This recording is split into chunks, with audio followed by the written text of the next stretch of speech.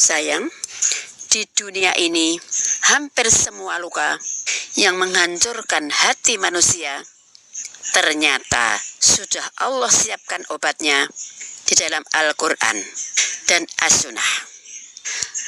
Lihatlah dan ingatlah nak, ada orang yang hartanya cukup, keluarganya lengkap, badannya sehat, tapi hatinya gelisah setiap hari. Mengapa? Karena penyakit hati. Penyakit hati tidak bisa disembuhkan dengan uang. Ia hanya bisa disembuhkan dengan petunjuk Allah Subhanahu wa ta'ala. Kalau dedek mudah marah, obatnya wudhu nak. Kalau hati dedek gelisah, obatnya zikir. Kalau hidup terasa sempit, obatnya istighfar sayang. Kalau dedek takut masa depan, obatnya adalah tawakal. Kalau hati dipenuhi iri dengki, obatnya ridho. Kalau dedek sulit memaafkan orang lain, obatnya mengingat pahala atau ganjaran dari Allah Subhanahu wa ta'ala. Mengingat pahala yang Allah janjikan. Kalau hati mulai keras, obatnya membaca Al-Quranul Karim sayang. Kalau dedek terlalu sibuk mengejar dunia, obatnya mengingat kematian. Kalau ada orang yang hampir putus asa, obatnya mengingat luasnya rahmat Allah Subhanahu wa ta'ala. Dan kalau merasa jauh dari Allah, obatnya adalah taubat. Taubat nasuhana. Mungkin selama ini kita sibuk mengobati badan yang sakit, padahal yang sekarat sebenarnya adalah hati kita. Dan ketika hati kita hidup kembali bersama Allah Subhanahu wa ta'ala, banyak masalah yang tadinya terasa berat, tiba-tiba menjadi ringan.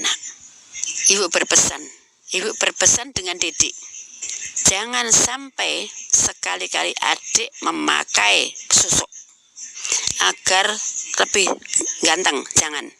Coba kalau punya susuk, dipasangi susuknya tidak bisa dilepas, apakah Allah masih menerima tobatnya? Karena ada yang pakai susuk agar wajahnya tampak lebih ganteng, lebih menarik. Ada yang ingin dagangan laris, itu laris. Ada yang agar disegani oleh bawahannya, nek wong gede, penggede atau pemimpin. Ada yang ingin menang dalam politik. Bahkan ada yang memakai agar kebal, kuat atau sulit dikalahkan. Itu juga ada, Dik. Tetapi ketika Allah membukakan pintu hidayah, semuanya ditinggalkan. Tinggal satu kegelisahan yang menghantuinya. Saya sudah bertaubat upamane, tapi susuk itu tidak bisa dikeluarkan. Apakah tobat saya masih diterima Allah? Itu jangan putus asa nak. Tapi jangan sekali-kali pasang ya. Itu cuman aku ngomong aja. Ini hadisnya. Yang Allah wajibkan adalah taubatan nasuha, taubat yang tulus. Harus memutus hubungan dengan perdukunan, meninggalkan keyakinan kepada susuk, dan berusaha mengeluarkannya dengan cara yang syar'i. Pembacaan Al-Quran itu bisa kalau Allah meridhoinya. Tapi tidak semua orang bisa mengeluarkan susuk kalau tidak bersih hatinya. Ingat itu nak, dikeluarkan dengan cara yang syar'i itu jika mampu.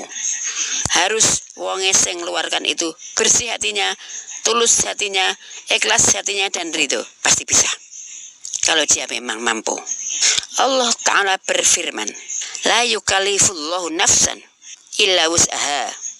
Allah tidak membebani seseorang melainkan sesuai dengan kesanggupan.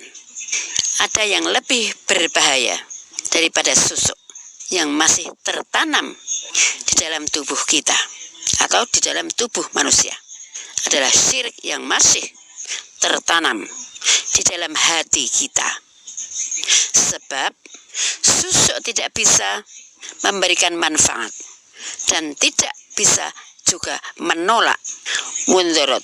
Semua itu hanya tipu daya setan saja untuk menggantungkan hati manusia kepada selain Allah. Maka jangan lagi kembali kepada dukun. Jangan meminta bantuan jin dan setan untuk melepaskannya, dan jangan pernah berharap pada susuk itu sedikit pun. Yang akan ditanya di alam kubur besok bukan masih adakah di susuk itu di tubuhmu, tetapi siapa Robmu. Maka pastikan yang memenuhi hatimu adalah tauhid, bukan kesirikan. Jika syirik telah keluar dari hatimu, maka itulah kemenangan yang sesungguhnya, nak. Jangan sampai pergi ke dukun dan memakai susuk. Apabila memakai susuk sampai mati dan dia punya anak, maka anak-anaknya akan tersiksa dunia dan akhirat. Itu, nak, kalau ada salahnya dari ibu sendiri, bagus dan benarnya dari Allah dan Rasulnya.